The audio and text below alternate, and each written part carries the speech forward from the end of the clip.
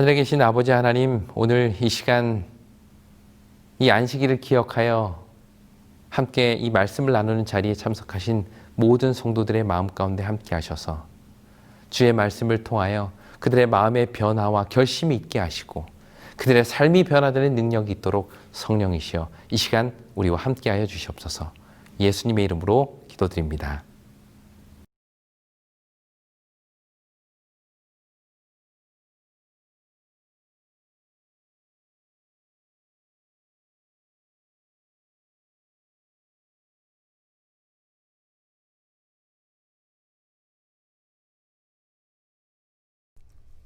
교동문 824장 헌신.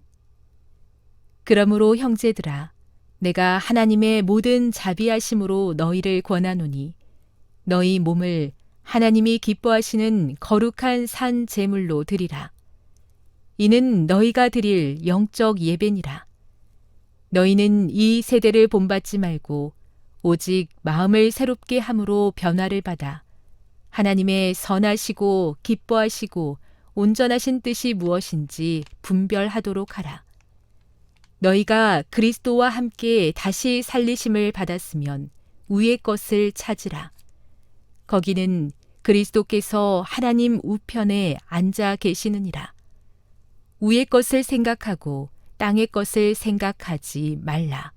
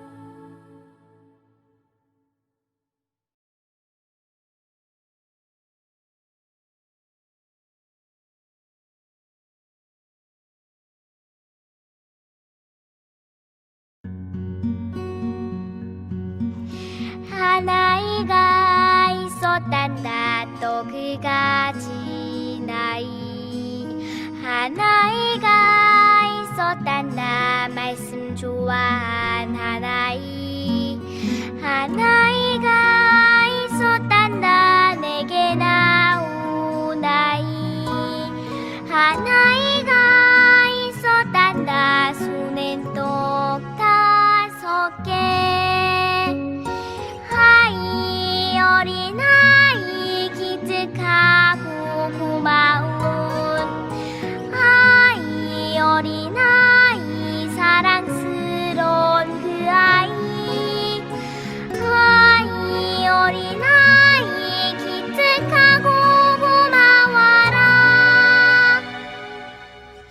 아이 사랑스러운 그 아이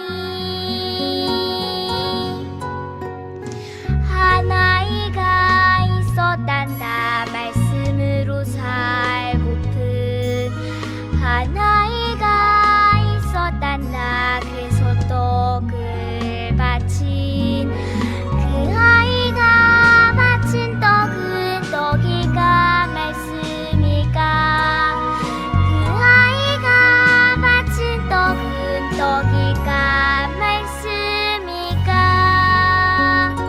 아이 어린아이 기특하고 고마운 아이 어린아이 사랑스러운 그 아이 아이 어린아이 기특하고 고마워라 아이 사랑스러운 그 아이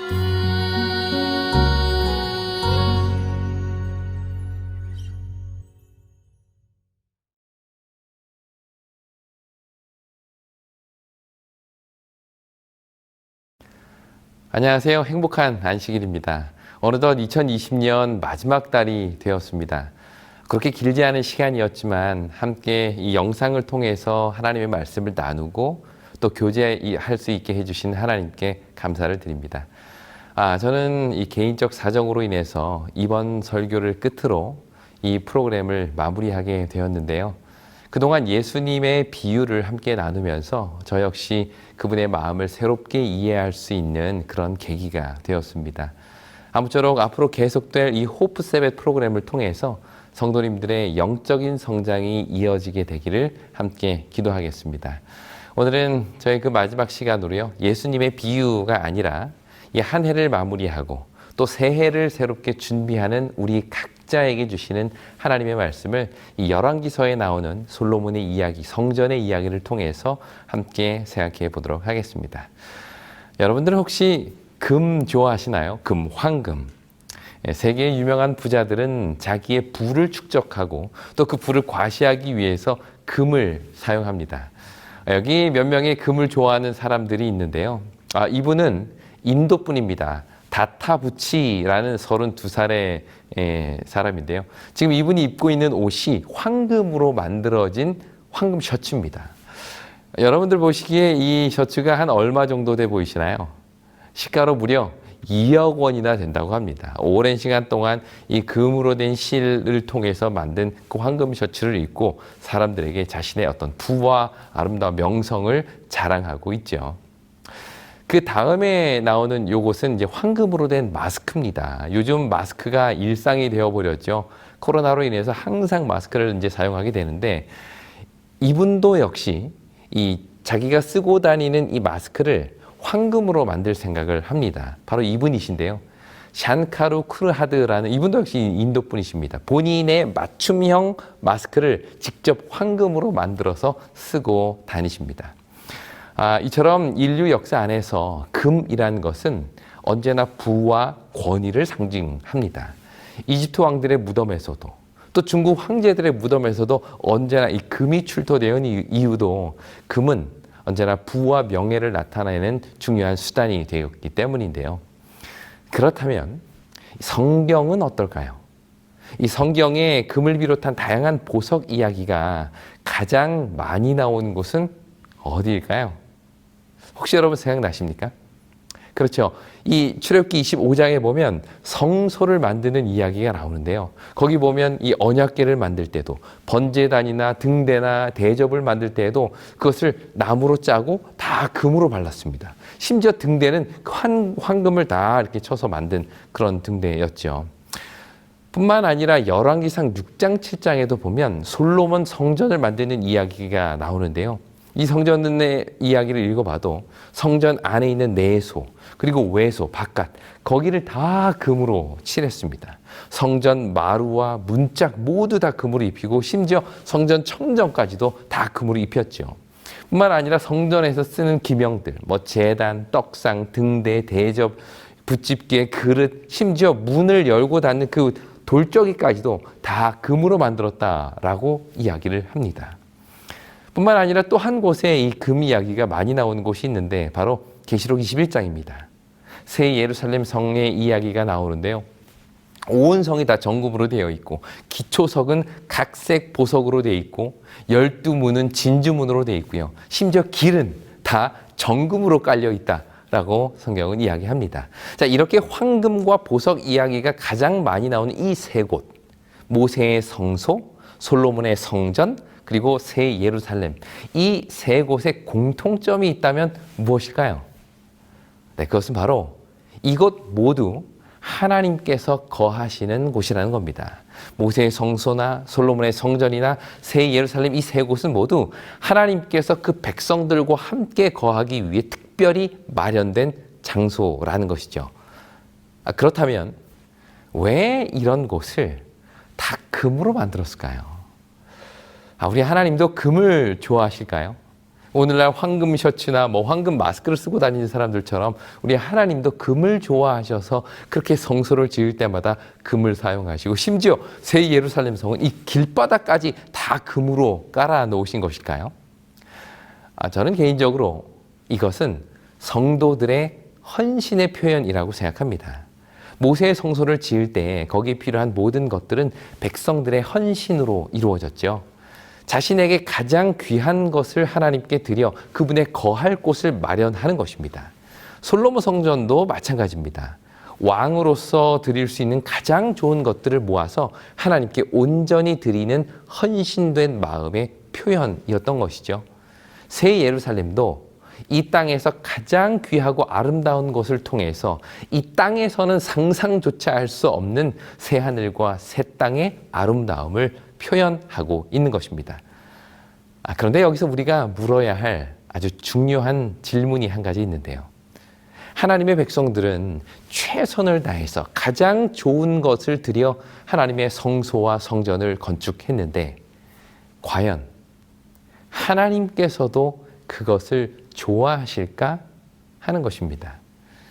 우리에게는 황금으로 성전을 도배하고 멋진 놋기둥으로 성전 입구를 장식하는 것이 정말 중요한 일인데 과연 하나님께서도 그것을 중요하게 생각하실까요? 오늘은 열왕기상 6장과 7장에 나타난 솔로몬 성전 건축 이야기를 통해서 정말 하나님께서 우리에게 원하시는 것이 무엇인지를 함께 생각해 보도록 하겠습니다. 열왕기상을 펴보면 이 다윗의 죽음과 더불어 그의 아들 솔로몬이 그 뒤에 이어서 왕위에 등극하는 이야기로 시작이 됩니다. 그리고 이스라엘의 새로운 왕이 된 솔로몬은 가장 먼저 하나님께서 거하실 성전을 건축하기 시작하죠. 이것이 열왕기상의 포문을 여는 이야기입니다. 이게 얼마나 아름다운 모습인가요? 지금까지는 이 천막에 거하시던 하나님께서 이제는 잘 지어진 성전에 거하게 된 것입니다. 이것은 단순히 장소의 문제가 아니었죠. 예루살렘의 그 중심에 하나님을 위한 성전을 건축한다는 말은 이제부터 하나님이 이 나라의 왕이 되신다라는 영적인 고백이었습니다. 하나님의 언약궤가 그 중심에 우뚝 서 있음으로써 온 이스라엘의 백성들은 하나님의 율법에 합당한 삶을 살겠다는 그들의 고백인 것이죠. 그런데 이렇게 감동적으로 시작된 열왕기서의 가장 마지막은 그렇게 만들어진 성전이 완전히 무너지는 이야기로 끝납니다. 솔로몬과 온 백성들이 혼신을 다해서 지은 이 성전이 이방 민족에 의해서 회파되고 불타고 그 안에 있는 기명을 다 빼앗기는 이야기가 열왕기하 가장 마지막 장에 나옵니다. 함께 보실까요? 열왕기하 25장 13절부터 있는 말씀입니다. 갈대아 사람이 또 여호와의 성전의 놋 두 기둥을 받침들과 여호와의 성전의 놋 바다를 깨뜨려 그 놋을 바벨론으로 가져가고 또 가마들과 부삽들과 부집개들과 숟가락들과 섬길대에 쓰는 모든 놋그릇을 다 가져갔으며 시위대장이 또 불 옮기는 그릇들과 주발들 곧 금으로 만든 것이나 은으로 만든 것이나 모두 가져갔으며 솔로몬과 백성들이 혼신의 힘을 다해서 건축한 그 아름다운 성전과 기명들이 한순간에 다 무너지고 빼앗기게 된 것입니다. 그 아름다웠던 성전이 사라진 것이죠. 성전을 건축하는 이야기로 시작된 열왕기서는 결국 그 성전이 완전히 무너지는 이야기로 그 막을 내립니다. 자, 그렇다면 이러한 이스라엘의 이 성전의 역사가 오늘 우리에게 주고자 하는 교훈은 무엇일까요? 열왕기서에 나타난 성전의 역사를 통해서 오늘 우리는 과연 어떤 영적인 교훈을 얻을 수 있을까요?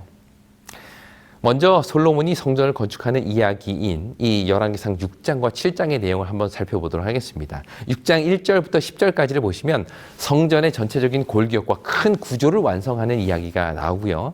14절부터 38절까지는 그 성전 내부를 아주 멋지게 장식하는 이야기가 기록되어 있습니다. 또 7장으로 넘어가서 13절부터 22절까지는 그 솔로몬 성전의 아주 중요한 마스코트죠. 두 놋 기둥을 만드는 이야기가 나오고요. 그 다음부터 51절까지는 놋 바다, 또 물두멍, 받침대, 부삽, 대접들, 그 외 전에 모든 기구들을 만드는 이야기로 기록되어 있습니다. 근데 이 글을 읽다가 볼 때, 야, 뭐 이렇게 자세하게 이걸 다 기록할 필요가 있을까라고 생각할 정도로 이 솔로몬 성전에 대해서 성경은 아주 자세하게 그 내용들을 기록하고 있는데요. 성전의 각 사이즈는 어떻고 어떤 모양으로 새겼고 또 무엇을 만들었고 이런 내용들이 쭉 기록되어 있습니다. 그런데 이렇게 본문을 읽다 보면 성전 골조를 건축하는 내용과 또 성전 내부를 장식하고 기명들을 만드는 이야기 그 사이에 우리가 쉽게 넘어가기 쉬운 한 말씀이 기록되어 있는 것을 우리가 보게 됩니다. 본문 자체가 성전 건축에 대한 내용들을 자세하게 나열하고 있다 보니까 우리가 이 내용을 읽으면서 그냥 쉽게 지나쳐버리게 되는 부분인데요. 사실 바로 거기에 왜 성전을 건축하고 그것을 유지하는 것이 중요하며 왜 열왕기서가 성전 무너지는 이야기, 성전에 있는 것을 모두 빼앗기는 이야기로 막을 내리게 되었는지에 대한 그 답이 들어 있습니다. 그 말씀이 과연 어떤 말씀일까요? 사무엘상 6장 11절부터 있는 말씀을 보시겠습니다.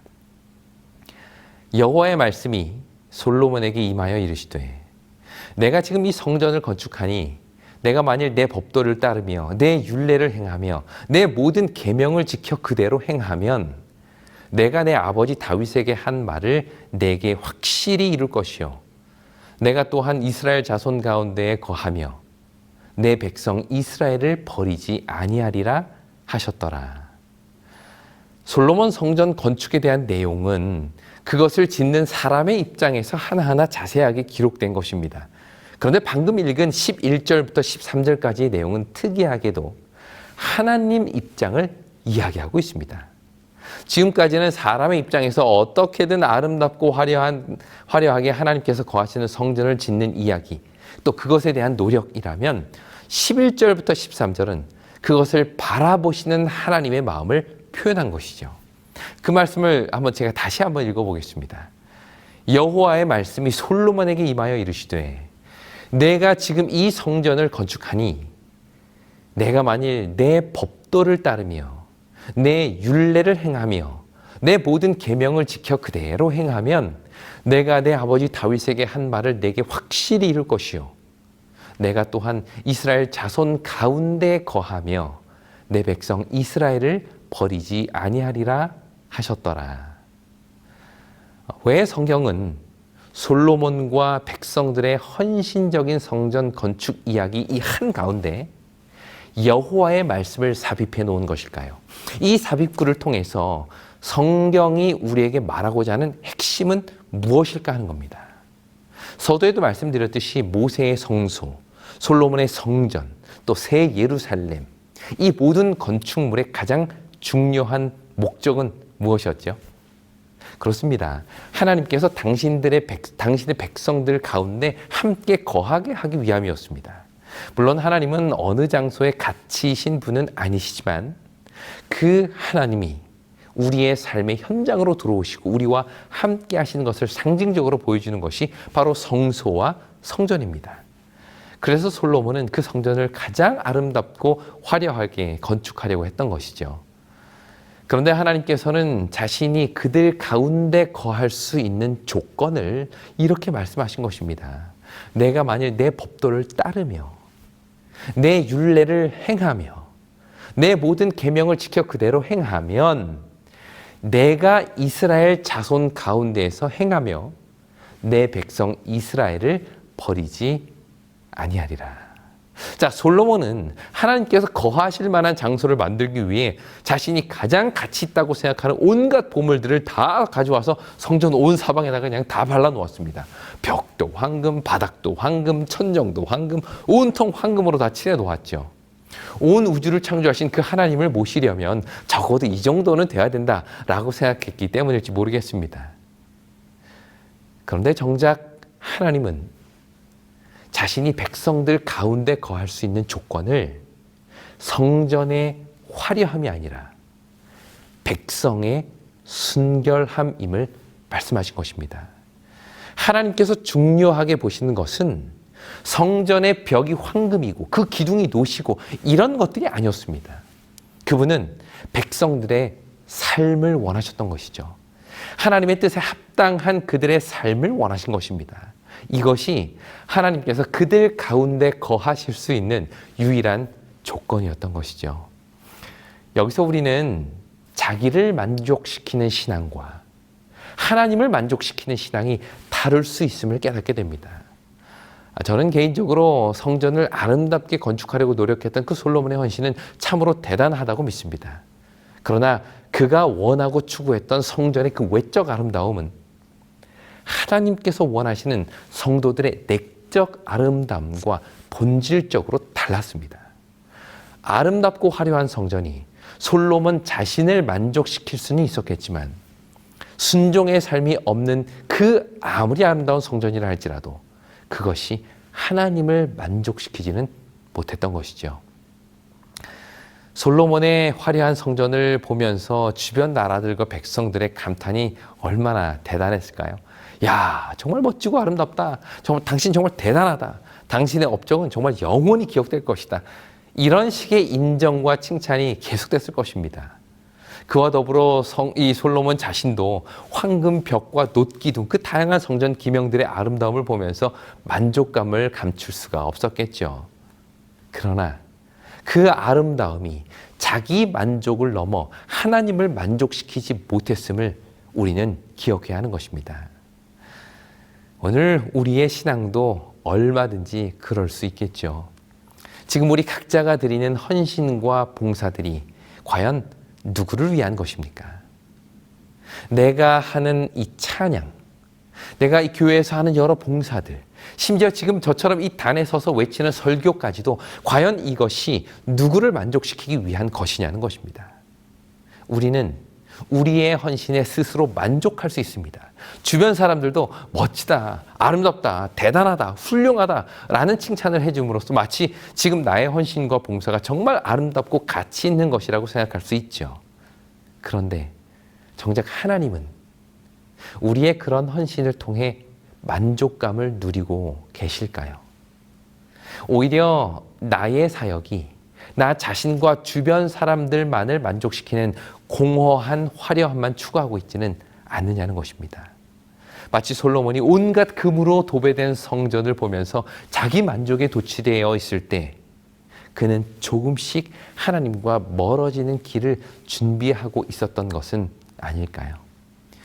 열왕기상 6장과 7장에서 성전 건축을 다 마친 솔로몬은 8장에서 마침내 법궤를 이 성전 안으로 가지고 들어옵니다. 그 후 솔로몬은 성전을 하나님께 봉헌하면서 제사를 드리는데 그 제물의 수가 무려 소 2만 2천 마리, 양 12만 마리였습니다. 이 말이 12만 마리지 그 많은 제물을 어떻게 다 번제단에서 드릴 수가 있었을까요? 그래서 성경은 성전에 있는 이 놋 제단이 작아서 이 많은 제물을 다 용납할 수 없었다라고 8장 64절에서 이야기합니다. 이렇게 전국적으로 성대한 봉헌식을 마치고 사람들이 돌아가는데 성경은 그때 상황을 이렇게 설명합니다. 8장 66절입니다. 여덟째 날에 솔로몬이 백성을 돌려보내매 백성이 왕을 위하여 축복하고 자기 장막으로 돌아가는데 여호와께서 그의 종 다윗과 그의 백성 이스라엘에게 베푸신 모든 은혜로 말미암아 기뻐하며 마음에 즐거워하였더라. 온갖 금으로 발라진 성전을 하나님께 드리고 법궤도 옮겨놓고 수십만 마리의 희생제물까지 드리는 장면을 보고는 사람들은 그 하나님의 모든 은혜로 말미암아 기뻐하고 마음에 즐거워했다라고 이야기를 합니다. 그런데 이렇게 성전이 봉헌되고 축복기도가 이어지고 수많은 희생제물이 바쳐지는 이 과정 속에서 놀랍게도 하나님의 반응이 단 한마디도 기록되어 있지 않습니다. 오히려 솔로몬과 백성들은 그 모든 것을 보고 기뻐하며 즐거워했다라고 나오는데 정작 그것을 받으시는 하나님의 반응은 이런 방구 기록되어 있지 않다는 것이죠.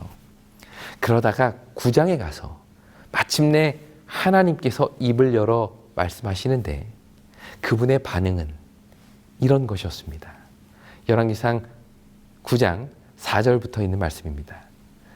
여호와께서 그에게 이르시되 내 기도와 내가 내 앞에서 간구한 바를 내가 들었은즉 나는 내가 건축한 이 성전을 거룩하게 구별하여 내 이름을 영원히 그곳에 두며 내 눈길과 내 마음이 항상 거기에 있으리니 내가 만일 내 아버지 다윗이 행함같이 마음을 온전히 하고 바르게 하여 내 앞에서 행하며 내가 내게 명령한 대로 온갖 일에 순종하여 내 법도와 율례를 지키면 내가 내 아버지 다윗에게 말하기를 이스라엘의 왕 위에 오를 사람이 내게서 끊어지지 아니하리라 한 대로 내 이스라엘의 왕위를 영원히 견고하게 하려니와 만일 너희와 너희 자손이 아주 돌아서서 나를 따르지 아니하며 내가 너희 앞에 둔 나의 계명과 법도를 지키지 아니하고 가서 다른 신을 섬겨 그것을 경배하면 내가 이스라엘을 내가 그들에게 준 땅에서 끊어버릴 것이요 내 이름을 위하여 내가 거룩하게 구별한 이 성전이라도 내 앞에서 던져버리리니 이스라엘은 모든 민족 가운데서 속담거리와 이야기거리가 될 것이며 이 성전이 높을지라도 지나가는 자마다 놀라며 비웃어 이르되 여호와께서 무슨 깔달구로 이 땅과 이 성전에 이같이 행하셨느냐 하면 대답하기를 그들이 그들의 조상들을 애굽 땅에서 인도하여 내신 그들의 하나님 여호와를 버리고 다른 신을 따라가서 그를 경배하여 섬김으로 여호와께서 이 모든 재앙을 그들에게 내리심이라 하리라 하셨더라.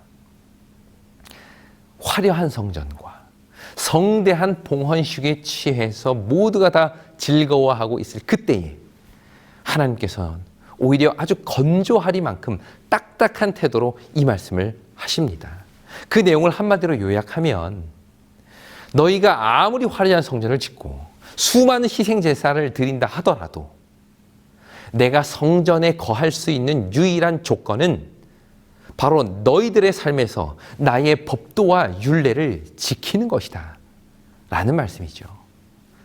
지금 솔로몬 성전을 대하는 백성들과 하나님 사이에서의 이 온도 차이가 여러분 느껴지십니까?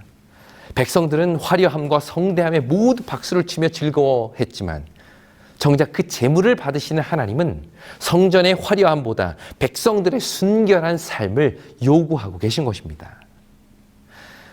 이렇게 솔로몬을 통해 성전이 지어진 지 약 200년 후 그곳에서는 여전히 하나님께 드리는 제물이 드려지고 있었고요. 매 월삭과 절기와 안식일에 예배가 진행되고 있었습니다. 어찌 보면 화려한 건물 속에서 번쩍이는 황금 기구들을 통해 아주 완벽한 예배와 헌신들이 솔로몬 당시와 크게 다르지 않은 모습으로 진행되어 있을지도 모르겠습니다. 그런데 그 화려한 성전에서 진행되는 완벽한 예배에 대한 하나님의 생각은 좀 달랐던 모양입니다. 그분은 이사야 선지자를 통해서 백성들에게 이렇게 말씀하시죠. 이사야 1장 11절과 12절 그리고 13절에 있는 말씀입니다. 여호와께서 말씀하시되 너희의 무수한 재물이 내게 무엇이 유익하뇨? 나는 숫양의 번제와 살찐 짐승의 기름에 배불렀고 나는 수송아지나 어린 양이나 수점소의 피를 기뻐하지 아니하노라. 너희가 내 앞에 보이러 오니 이것을 누가 너희에게 요구하였느냐? 내 마당만 밟을 뿐이니라. 헛된 재물을 다시 가져오지 말라. 분향은 내가 가증히 여기는 바요. 월삭과 안식일과 대회로 모이는 것도 그러하니 성회와 아울러 악을 행하는 것을 내가 견디지 못하겠노라. 화려한 성전에서 드려지는 무수한 제물, 수많은 제사와 예배 행사들, 매 월과 매 주마다 드려지는 월삭과 안식일의 성회들. 백성들은 이 모든 것이 하나님을 기쁘게 하는 것이라고 생각했을지 모르겠습니다. 그러나 하나님은 그 모든 것이 기쁘지 않다라고 말씀하시죠. 이제 그런 재물 그만 가져오라는 겁니다. 나한테 보이기 위해서 오는 그 월삭과 안식일의 성회도 제발 그만두라는 것이죠. 이 모든 것을 견디기 힘들다 말씀하십니다. 백성들로서는 전혀 이해가 되지 않는 말씀인지 모르겠습니다. 우리가 그렇게 아름답게 성전을 짓고 매일같이 이렇게 많은 재물과 헌신을 하고 있는데 그것을 만족하지 못하시다니. 도대체 하나님을 만족시키는 것은 무엇일까요? 그에 대해서 하나님의 말씀은 이렇게 이어집니다. 16절과 17절입니다. 너희는 스스로 씻으며 스스로 깨끗하게 하여 내 목전에서 너희 악한 행실을 버리며 악행을 그치고 선행을 배우며 정의를 구하며 학대받는 자를 도와주며 고아를 위하여 신원하며 과부를 위하여 변호하라 하셨느니라. 악행을 그치고 정의를 구하며 학대받는 자들을 도와주고 고아와 과부를 변호하라. 이것이 내가 너희 가운데 거할 수 있는 조건이다 라는 것이죠. 어쩌면 이 말씀이 오늘 본문 말씀인 열왕기상 6장 11절로 13절의 말씀의 반복이 아닐까요? 성전을 아름답게 꾸미는 일에만 혈안이 되어 있었던 솔로몬에게 내 법도를 따르며 내 율례를 행하며 내 모든 계명을 지키는 것이 내가 너희들 가운데 거하는 길이야 라고 말씀하신 하나님께서 그로부터 약 200년 후 화려한 성전에서 드려지는 헌신과 봉사에 스스로 만족하며 사는 백성들에게 또다시 이 말씀을 반복하신 것입니다. 그리고 그로부터 또 약 150년 후 그 화려했던 성전은 이방 나라 바벨론에 의해서 완전히 무너지고 맙니다. 이 사실은 이스라엘 백성들에게는 상상조차 할 수 없었던 일이지만 하나님 보시기에는 너무도 뻔한 결말이었던 것이죠. 이렇게 성전을 건축하는 이야기로 시작된 열왕기서는 그 화려함이 완전히 무너지는 이야기로 그 막을 내립니다. 이것이 이스라엘 성전의 역사이죠. 그렇다면 혹시 이 성전의 슬픈 역사가 오늘 우리에게 또다시 반복되고 있지는 않습니까? 오늘날 우리가 드리는 헌신과 사역들이 자기 만족을 위한 것은 아니었나요? 자신의 재능, 스스로 이룬 업적들, 주변 사람들의 칭찬과 박수에 도취돼서 정작 하나님께서 어떻게 생각하시는지에 대해서는 아무런 관심조차 갖지 못하고 있지는 않습니까? 성전은 하나님께서 거하실 만한 곳이 되어야 합니다. 우리의 헌신과 봉사도 하나님께서 받으실 만한 것이 되어야 하는 것입니다. 지금 외쳐지는 이 설교도 예배 때마다 드려지는 찬양도 우리의 기도도 스스로를 만족시키기 위한 것이 되어서는 안 되는 것이죠. 정작 그 예배를 받으시는 하나님을 만족시킬 수 있는 것이어야 하는 것입니다. 이것이 예배를 드리는 자들이 반드시 기억해야 할 일인 것이죠. 내가 보기에 좋은 것, 내가 원하는 것, 나를 드러낼 수 있는 것을 드리는 것이 아니라 하나님께서 원하시는 것, 하나님이 받으시기에 합당한 것을 드려야 하는 것입니다. 이것이 예배죠. 예배에 있어서 중요한 것은 그것을 드리는 자의 만족이 아니라 그 예배를 받으시는 분의 만족입니다. 참된 예배자는 바로 예배를 받으시는 하나님께 집중하는 자라는 사실, 우리는 기억해야 할 것입니다. 한동안 저희 아들이 이 드론을 너무 갖고 싶어 했습니다. 주변에서 드론을 날리는 것을 보고는 자기도 갖고 싶었던 모양입니다. 하루는 제게 와서 이 드론을 사달라고 부탁을 하는 것이었죠. 저는 당연히 아들이 생각했던 그 대답을 했습니다. 안 된다. 그러자 자기 나름대로 준비한 카드를 꺼내 들었습니다. 아빠, 그러면 제가 모은 돈으로 살게요. 그에 대한 저의 대답도 역시 동일했죠. 안 된다. 그러자 아이가 되묻습니다. 왜 안 되냐? 이때 어떻게 이야기하느냐가 정말 중요합니다. 이 아이가 납득할 만한 어떤 좀 합리적인 대답을 줘야 하기 때문인데요. 그러다가 제가 생각해낸 것이 이 드론을 사용할 수 있는 가능한 연령에 대해서 이야기하는 것입니다. 제가 말했습니다. 자, 봐라. 너가 고른 이 드론은 몇 세부터 사용할 수 있다고 여기 써 있냐? 그러니까 아이가 가만히 보니까 여기에 14세부터 사용 가능하다고 써 있었거든요. 너 몇 살이냐? 8살이다. 그러면 너 14살이 되면 그때 사라. 이거는 법적으로 너가 사용할 수 없는 물건이다. 그러자 이 아이가 큰 실망을 하고 돌아갔습니다. 그로부터 한 일주일 정도 시간이 지났을까요? 이 아이가 잔뜩 기대하는 표정으로 저를 찾아왔습니다. 그리고는 하는 말이, 아빠, 저 엄마 이제 곧 생신이 돌아오는데 그 생신 선물을 좀 사야 하는데 사도 돼요? 제가 대답했죠. 그래. 엄마가 정말 필요로 한 게 뭔지 여쭤보고 그거 사다 드리면 좋아하실 거야. 그랬더니 이 아들이 하는 말이 자기는 이미 엄마 생일 선물로 뭘 살지 정했다는 것입니다. 그래서 제가 뭐냐 너가 정한 게 물으니 드론을 사주겠다는 거예요. 드론을. 그래서 제가 야, 엄마는 드론 필요 없다. 엄마가 원하시는 걸 사드려야 된다. 선물은 받는 사람이 원하는 걸 드려야 되는 거다. 그랬더니 아이는 아니다. 선물은 주고 싶은 사람 마음이다. 나는 드론 주고 싶으니까 난 드론 드릴 거다. 이런 이야기를 하는 거죠. 정말 속이 너무 뻔히 들여다 보이는 수를 나름대로 고민해서 가져온 겁니다. 결국 우리는 그럼 엄마에게 한번 여쭤보자 하고 엄마에게 물었고 엄마는 나 드론 필요 없다 라는 말에 아들은 또다시 좌절하게 됩니다. 그리고 며칠 후 엄마 생신 때 아들은 아무 선물도 준비하지 않았죠. 우리의 신앙이 이와 같을 수 있다는 겁니다. 하나님이 원하시는 것은 따로 있는데 자꾸 드론만 사다 드리는 거예요. 하나님은 가난한 자를 돌보고 정의를 실현하며 말씀에 순종하는 삶을 원하시는데 우리 예배자들은, 사람들은 성전을 황금으로 칠하고 수많은 제물을 드리고 매 안식일과 월삭의 성회로 보이는 그것이 하나님께 드리는 참된 예배라고 생각하는 것입니다. 사실 이러한 행동은 엄마 생일에 드론 사드리는 것과 전혀 다를 게 없는 것이죠. 예배는 예배를 받으시는 분에게 모든 초점이 맞춰져야 하는 것입니다. 예배는 자기 만족을 위한 것이 아니라 하나님을 만족시키는 것이 되어야 함을 우리는 잊지 말아야 하는 것이죠. 세상은 솔로몬 성전의 아름다움에 감탄합니다. 거기에 들어간 황금의 양과 아름다운 문양과 거대한 규모의 박수를 보냅니다.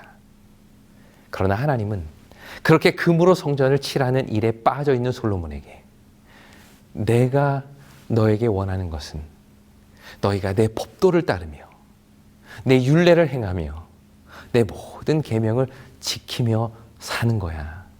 그거면 됐어. 그거면 충분하다.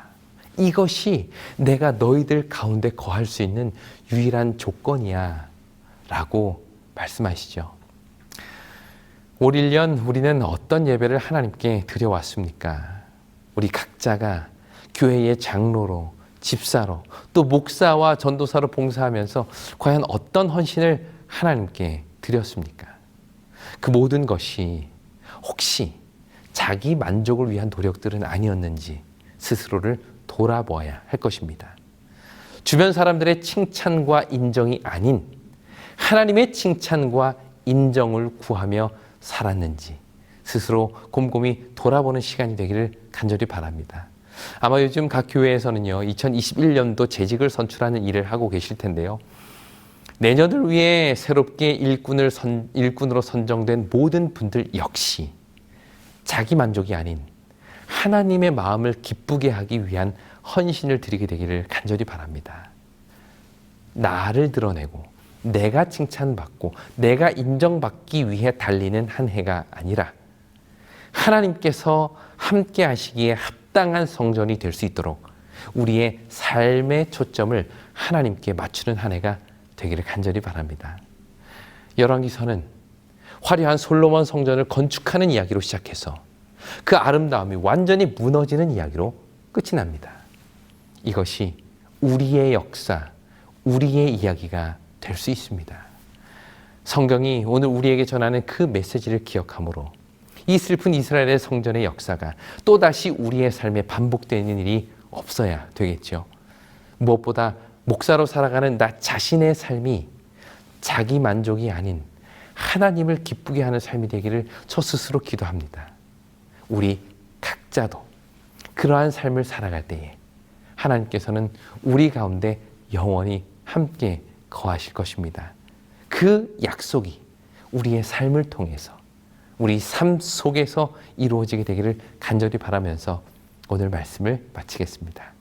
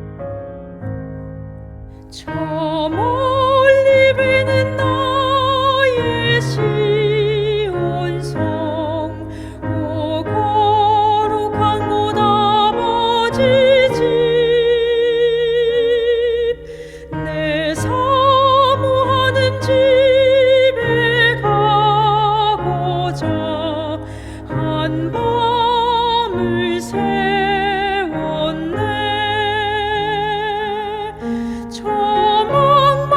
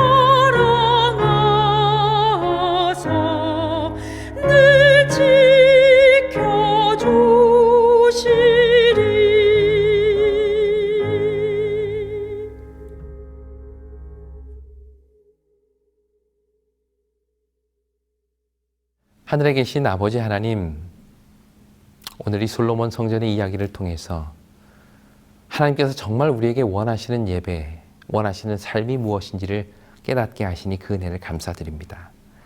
눈에 보이는 화려함 대신 성도들의 신실한 삶을 요구하시는 그 하나님의 마음에 합당한 예배자가 되게 인도하여 주시옵소서. 올 한 해를 돌아보고 새로운 한 해를 준비하는 이 즈음에 과연 나의 삶은, 나의 예배는 어떠한 삶이 또 어떠한 예배가 되어야 할지 분명히 깨닫게 도와주시고 주님 받으시기에 합당한 예배요 합당한 삶이 되는 우리 모두가 되게 인도하여 주시옵기를 사랑이신 예수님의 이름으로 기도드립니다.